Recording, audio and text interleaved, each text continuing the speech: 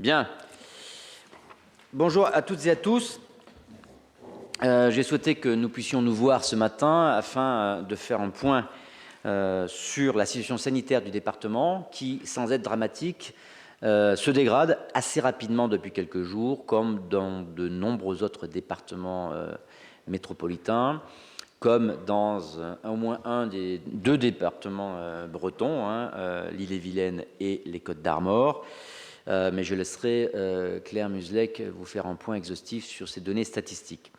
Comme vous le savez, lors du deuxième confinement, lorsque nous atteignions un taux d'incidence de 150, nous passions en zone rouge, donc dans lesquelles, ou à partir du moment où nous prenions des mesures beaucoup plus draconiennes en termes de vie sociale, de circulation, d'ouverture, de fermeture des magasins, etc., etc., etc. Nous avons franchi cette semaine ce taux d'incidence de 150, qui ne nous conduit pas pour le moment à faire partie de la liste des départements où il y a des mesures renforcées, comme ça a été dit et annoncé hier par M. Véran, ministre de la Santé. Mais on voit bien que si nous continuons à avoir un taux d'incidence qui augmente dans les mêmes proportions que cette semaine, nous pourrions rejoindre malheureusement cette liste de départements dans lesquels les mesures renforcées pourraient être mises en œuvre.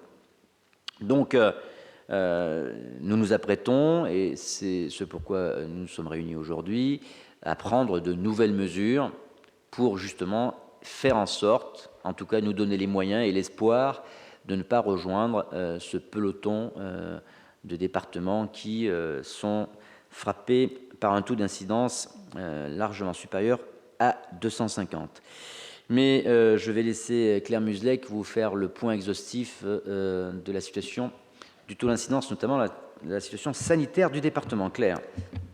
Alors, comme vous le disiez, le taux d'incidence dans le Morbihan et plus largement en Bretagne est évolutif, progressif. On constate une augmentation de 20 points de ce taux d'incidence en moins d'une semaine. Donc une forte progression qui est moindre qu'au niveau national, mais tout de même suffisamment pour être inquiétante, puisqu'on sait que l'évolution de ce taux d'incidence a un impact sur les hospitalisations et sur les taux d'occupation en réanimation 15 jours à 3 semaines après. Ce que je peux également vous dire, c'est ce que l'on constate, c'est que la majeure partie des EPCI du Morbihan aujourd'hui sont proches, voire au-dessus de ce taux d'incidence, et pour certains très largement, notamment sur tout l'est du département, allant d'Arc Sud à Pleuhermel, et l'EPCI de Vanaglo est également concerné. Concernant les tranches d'âge, on constate des taux d'incidence très élevés dans les tranches d'âge des 16-45 ans, donc ce qui montre que ça circule activement sur l'ensemble de la population et scolaire, étudiante et active. On a en effet des taux d'incidence très importants sur la tranche d'âge de 16-25 ans, mais également sur celles qui suivent. Donc l'inquiétude, ça se rajoute à notre inquiétude. Concernant la situation sanitaire et hospitalière, on constate qu'en un mois, le nombre de patients Covid hospitalisés en réanimation a été multiplié par 2. Nous avons également dû, de ce fait, augmenter le nombre de lits à ouvrir en réanimation, qui est donc supérieur aux lits d'ordinaire ouverts dans le département. Donc, je rappelle en effet les mesures de vigilance, qu'elles soient lors de vos rassemblements ou de votre vie privée, qui sont le respect des gestes barrières, l'ouverture des fenêtres, la limitation des relations sociales, et en extérieur et dans le milieu professionnel, le télétravail autant que faire se peut, et le maintien des gestes barrières au maximum. Merci beaucoup Claire. Merci beaucoup Claire. Donc, vous l'avez vu, la région Bretagne est largement impactée par le variant anglais. C'est 75% des nouveaux cas, donc le variant anglais, 4% pour le sud-africain et brésilien. Donc, il reste peu de place pour le variant, la souche initiale du Covid, avec en plus, notamment dans le 22 et un peu dans le 29, le variant Vincé, dit variant breton, qui là aussi vient perturber un peu la donnée. Donc cette situation sanitaire étant celle qu'elle est, et surtout son aggravation étant constatée depuis quelques jours, j'ai décidé de prendre de nouvelles mesures qui sont déjà connues, parce que nous les avons déjà mises en place, bien évidemment, qui est, et notamment pour la première, le port du masque sera à nouveau obligatoire dans toutes les agglomérations du département. Dans l'ensemble des agglomérations du département, le port du masque sera obligatoire à compter de ce soir minuit. J'avais décidé un assouplissement lorsque la situation s'était améliorée, mais comme celle-ci s'aggrave, eh bien, nous faisons une marche arrière. Mais que je le dis, c'est avant tout pour prévenir sur des fermetures beaucoup plus longues d'établissements et de prendre des mesures beaucoup plus draconiennes. Donc nous adaptons la posture. Après consultation également des élus, j'ai par ailleurs décidé de prononcer une interdiction de consommation d'alcool sur la voie publique dans les centres de ville de Vannes et de Lorient. Comme vous avez pu le constater ces derniers jours, avec l'arrivée des beaux jours, nous avons pu voir sur des lieux comme le port de Vannes, par exemple, s'installer un public nombreux qui vient consommer de l'alcool et qui, de ce fait, au fil des heures, oublie les consignes de non-regroupement massif et reste de longues heures sans masque, aggravant évidemment la diffusion de ce virus. Cette population étant en général assez jeunes, eh bien, ce sont des gens qui sont souvent asymptomatiques et qui peuvent être porteurs du Covid. Et comme vous le savez, le Covid ne se diffuse pas tout seul, puisque c'est nous qui le diffusons. Et donc, ces lieux de rassemblement un peu festifs étant des lieux de diffusion potentielle et quasi probable ou certaine de ce virus, nous avons décidé, en accord avec les élus, d'interdire la consommation d'alcool sur la voie publique dans les centres-villes de Vannes et de Lorient. Et j'ai demandé aux forces de sécurité, et le commandant et le commissaire général Boss ici présents peuvent en témoigner, à ce que les forces de l'ordre soient très attentives au respect de ces consignes, en faisant appliquer les règles de non-attroupement et de respect de cet arrêté préfectoral qui prendra effet ce soir à minuit. Concernant les manifestations, je n'envisage pas à ce jour de les restreindre par principe. La liberté de manifester est un droit fondamental, et il est sain, il doit être utilisé, il doit pouvoir être utilisé. Cependant, j'en appelle à la responsabilité individuelle et collective de leurs organisateurs, afin que ces derniers, évidemment, s'ils souhaitent organiser des manifestations, le fassent dans le respect strict des conditions sanitaires, de distanciation, de port du masque, etc. Force est de constater que le week-end dernier, à Lorient notamment, autour du théâtre par exemple, des manifestations juste pour nous impossibles à accepter et à supporter se sont produites, et c'est pourquoi là aussi j'ai demandé aux forces de l'ordre de veiller au respect des consignes, de façon à ce que justement nous n'ayons pas dans ce beau département des clusters qui puissent se former suite à ces organisations un peu sauvages. Et donc nous demandons évidemment, autant que faire se peut, d'éviter de sortir les matériels de sono, d'autoriser les matériels de sono, de façon à ce que des attroupements ne puissent pas se faire.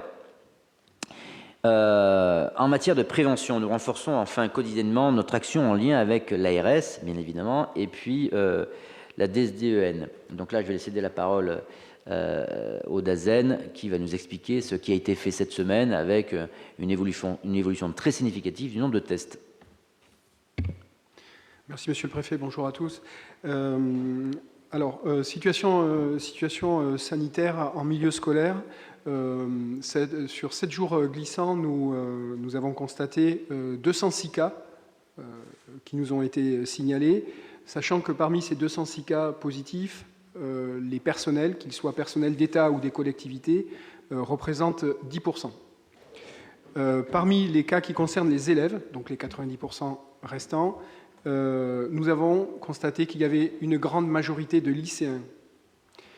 Quand on a fait le tracing de ces cas et quand on a un peu investigué sur la source, dans la majorité des cas, il s'agit de contamination extrascolaire de nature que je pourrais qualifier de festive. Donc voilà, tout ça pour vous dire que le virus circule dans le milieu scolaire, pas plus que dans le reste de la société néanmoins, mais qu'il y a un appel à la vigilance du côté des lycées, et les directions sont mobilisées, mais vu l'âge, on retombe bien sûr sur les catégories 16-25 qui étaient citées tout à l'heure par Claire Musélec de l'ARS, et en effet avec des taux d'incidence assez importants. Alors que faisons-nous ? D'abord, je rappelle que depuis la mi-janvier, on a renforcé progressivement nos protocoles dans les établissements scolaires, mais aussi avec l'apparition des variants, on a développé un système d'éviction qui est plus systématique, puisque, par exemple, on met à l'isolement une classe entière de manière automatique quand il s'agit d'élèves de maternelle, puisque ces élèves-là ne portent pas le masque. On fait des évictions aussi automatiques dès qu'on détecte un cas supposé ou confirmé de variant V2, V3. Voilà. Donc aujourd'hui, nous sommes à 14 classes fermées au moment où je vous parle et 2 écoles fermées. Les 2 écoles qui sont fermées ne sont pas fermées pour des raisons sanitaires, elles sont fermées par manque de personnel, personnel État et personnel collectivité. À un moment, aucune organisation ne peut faire face au jour le jour, face à des défections, des cas contacts qui peuvent se concentrer dans la même école. Au cas par cas, on peut, mais quand c'est massif, c'est plus difficile. Alors, pour ce qui est de notre réponse aussi, nous avons développé maintenant depuis 3 semaines des nouveaux tests, les tests salivaires, dans les écoles donc, du département. Nous en faisons entre 1000 et 1200 par semaine, sachant que nous avons deux stratégies. La première, elle est concertée avec l'ARS et la préfecture. Il s'agit pour nous de nous projeter dans les zones où le virus circule plus. Et la seconde est celle d'un suivi longitudinal, dit itératif, auprès d'écoles dans lesquelles nous allons tous les 15 jours. Voilà, pour ces tests-là, vous dire que ces tests salivaires sont plutôt bien accueillis par la population. Les parents qui doivent nécessairement donner leur consentement pour que leurs enfants puissent les réaliser ont un taux entre 80 et 90% de retour positif, ce qui est un signe de bonne acceptation. Enfin, nous n'oublions pas les collèges et les lycées, puisque nous continuons à développer des tests antigéniques dans les collèges et les lycées. Cette semaine, par exemple, nous étions sur la zone de Vannes, puisque, comme on l'a constaté, sur cette PCI, Vannes-Agglo, le virus circulait de manière assez importante, mais la semaine précédente, nous étions à Questembert, ou à Josselin. Donc nous avons cette batterie de tests qui nous permettent de suivre et surtout d'essayer de casser les chaînes. Merci beaucoup, Claire. En complément, dans le cadre de cette politique de prévention et en complément des tests antigéniques et salivaires qui sont réalisés dans l'éducation nationale, nous déployons des opérations de dépistage en lien avec les collectivités. Vous avez pu en couvrir certaines d'entre elles et avec l'appui de la Croix-Rouge et des médiateurs lutte anti-Covid. Donc de cette façon, nous déployons de larges opérations en direction de la population, mais également de professionnels sur ces territoires et on mène ces opérations sur les territoires où on constate que les taux d'incidence soit progressent largement, soit sont élevés. Donc c'est pour ça que vous avez pu couvrir des opérations sur Pontivy, Pleuhermel, l'est du département, et nous irons de nouveau la semaine prochaine sur les territoires d'Arc Sud, pour lequel on a un taux d'incidence très très élevé. Donc, en effet, le nombre de tests continue de progresser et ces opérations, nous allons les mener également les week-ends et au vu de l'arrivée du printemps et des beaux jours, mais également des vacances scolaires qui vont revenir d'ici peu, nous allons dorénavant nous positionner sur les marchés Donc celui de Vannes à partir de la semaine prochaine. Samedi, ce sera celui de Damgan et nous sommes en train de travailler une planification, notamment sur la bande côtière, de façon à pouvoir dépister, amener le dépistage et ce dépistage au plus proche de la population, de façon à pouvoir casser le plus rapidement possible les chaînes de transmission. Merci beaucoup Claire. S'agissant maintenant de la vaccination, donc vous avez vu, on a un taux d'incidence qui est élevé, en tout cas de plus en plus élevé. Nous avons des moyens largement déployés par l'ARS avec le concours de l'éducation nationale, notamment en ciblant les jeunes et l'immense majorité de la population pour un test massif et une vaccination qui poursuit son chemin. Qui poursuit plutôt bien. Nous poursuivons sans relâche notre action de vaccination, avec, comme vous le savez, un nombre de centres qui est désormais stabilisé, avec des anciens centres, entre guillemets, comme Lorient, Pontivy, Vannes, Le Fawet, Musillac, Grandchamp, Plouermel et Auray, auxquels se sont ajoutés Sarzeau, qui a ouvert le 17 mars, Quiberon, qui a ouvert le 24 mars, et Caudan, qui ouvrira très prochainement le 6 avril.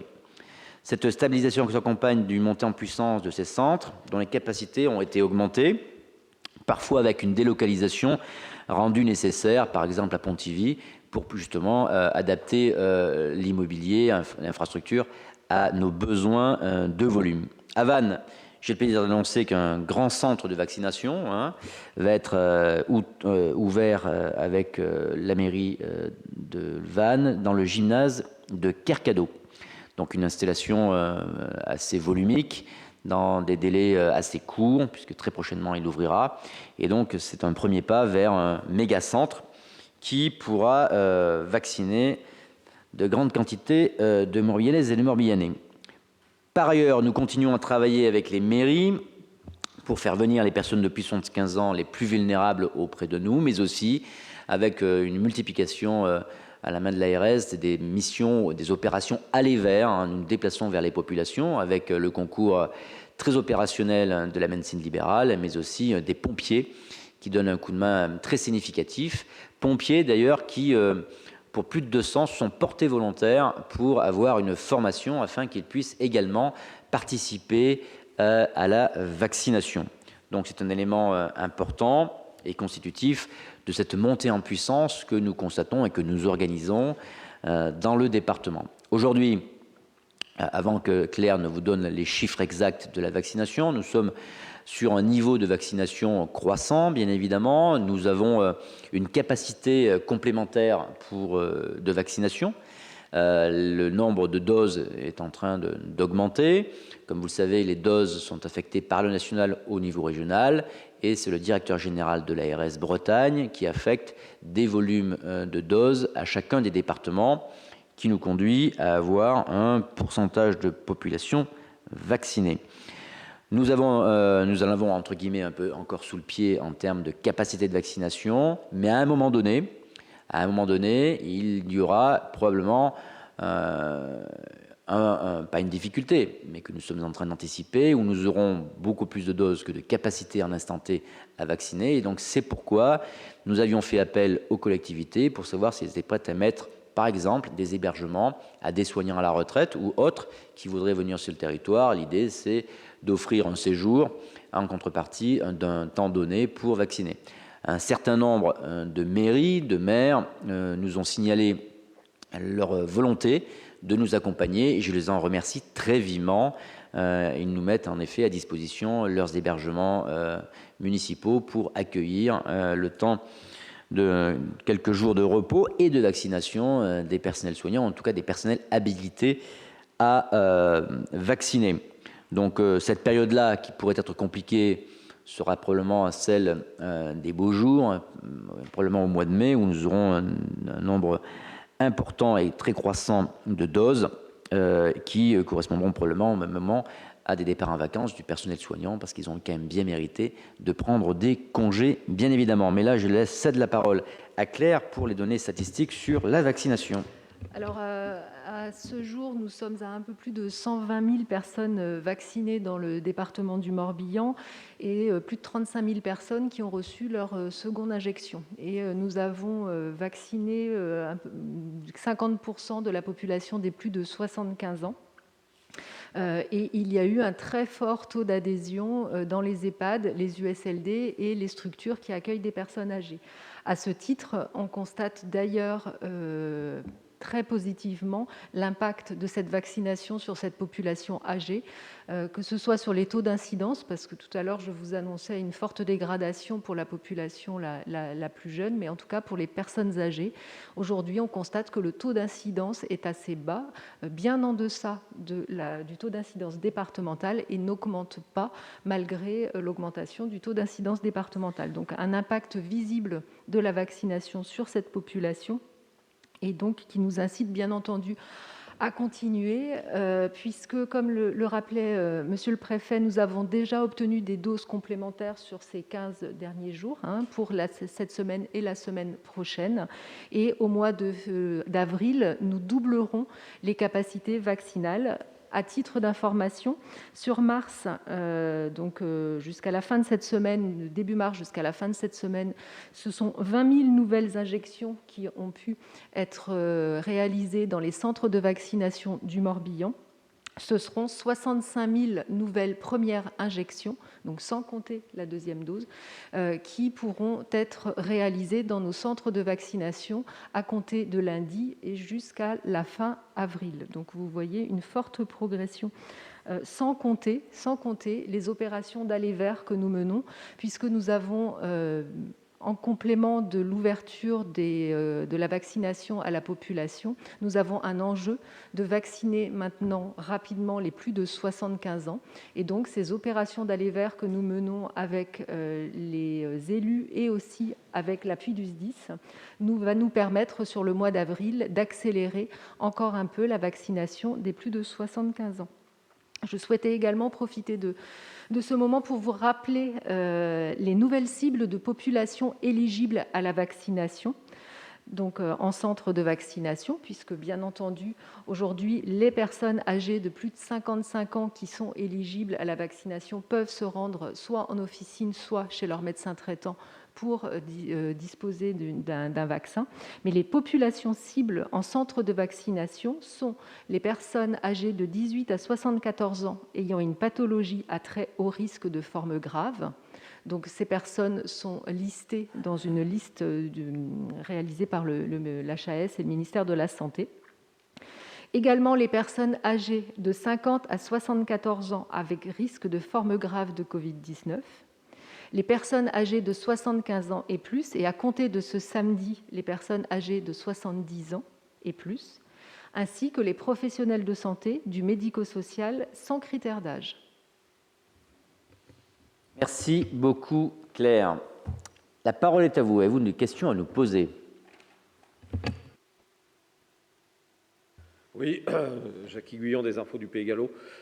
Juste pour revenir sur la vaccination, alors vous indiquez une accélération du dispositif, etc. Par contre, il me revient toujours des témoignages de gens, notamment âgés, qui n'ont pas pu se faire vacciner.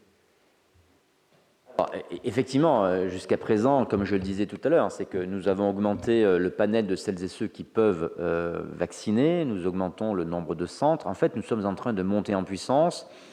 Et la montée en puissance est un peu plus rapide que le volume de vaccins qui nous sont adressés, même si ceux-ci doublent quasiment, en tout cas d'ici la fin du mois d'avril, ils auront doublé. Donc, vous avez raison, Claire l'a dit, on a vacciné 50% des plus de 75 ans. Ce n'est que la moitié de la cible. Mais dans les jours qui viennent, et chaque jour, de nouveaux créneaux de vaccination sont ouverts, et cette ouverture va de plus en plus vite. Donc, en fait, ces difficultés-là sont en train de s'atténuer. D'ailleurs, je note que nous ne recevons plus de mails, parfois insultants, ou d'appels téléphoniques se plaignant parce que le nombre de vaccins augmente. Claire Muslek fait des appels au DGRS pour avoir des plateaux complémentaires, de façon à ce que nous puissions améliorer en permanence le nombre de vaccinations et le nombre de vaccins disponibles. Aujourd'hui, la situation s'améliore et elle s'améliorera encore plus rapidement dans les jours qui viennent, puisque nous aurons un volume exponentiel de vaccins et nous sommes déjà prêts à assumer un volume très croissant. Peut-être pour compléter, nous menons différentes actions de façon à cibler le plus rapidement possible les personnes de plus de 75 ans. Certains des centres de vaccination ont des listes de rappel et rappellent ces personnes.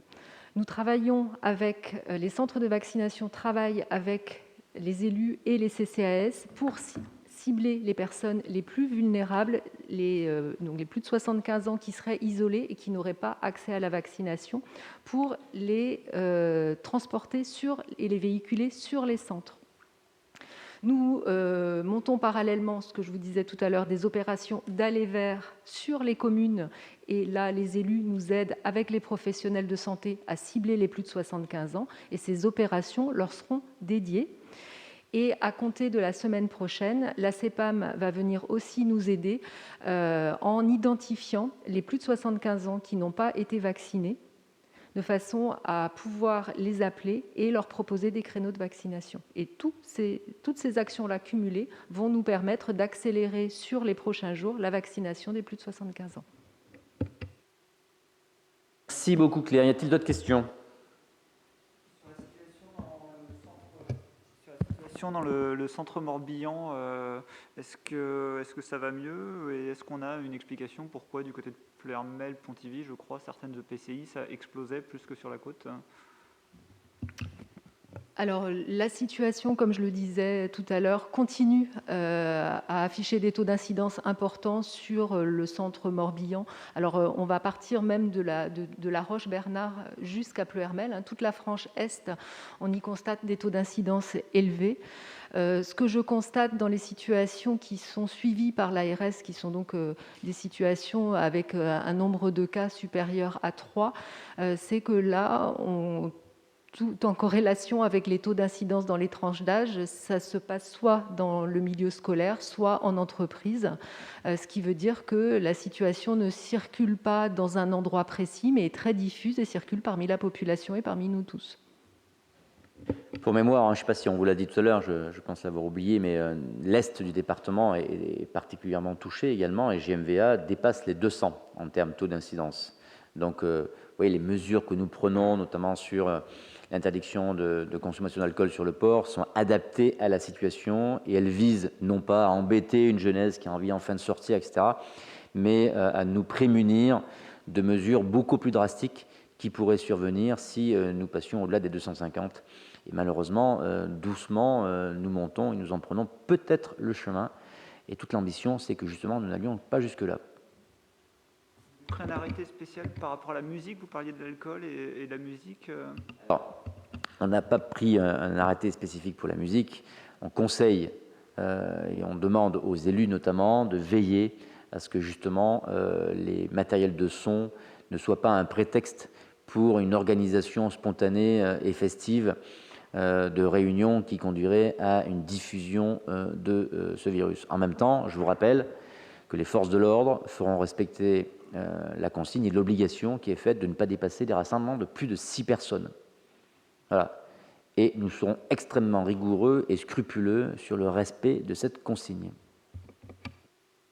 Sur l'interdiction de la vente importée d'alcool, est-ce que vous pouvez préciser les territoires concernés pour Lorient et Vannes, et est-ce que la vente importée classique, boissons non alcoolisées et sandwich par exemple, on continue ? L'interdiction est sur Vannes et sur Lorient, dans le centre-ville. Donc évidemment, c'est tout le centre-ville de Vannes, y compris le port, et Lorient également. Mais évidemment, on peut continuer à aller acheter de la bière et l'emmener chez soi.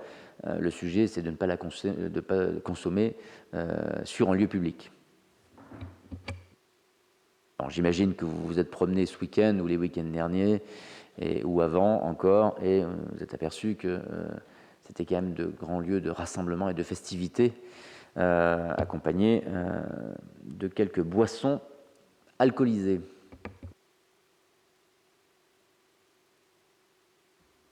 Oui, Bertrand Lebagous du Télégramme.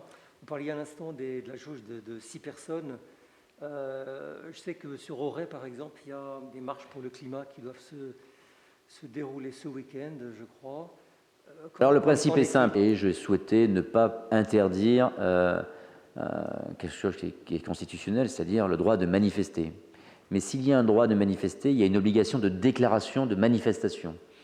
Donc les manifestations déclarées feront l'objet évidemment d'une attention particulière et comme vous le savez, lorsqu'il y a une manifestation, une déclaration de manifestation, il y a un travail préalable qui est fait, réalisé avec les forces de l'ordre, avec le directeur de cabinet, avec les organisateurs pour que justement les conditions sanitaires et de respect de l'ensemble du dispositif que nous mettons en place ici comme ailleurs pour éviter la diffusion de ce virus soient respectées. Toute manifestation non déclarée et non autorisée fera l'objet de mesures de police et de gendarmerie, parce que notamment nous serons dans le cas de rassemblement de plus de 6 personnes.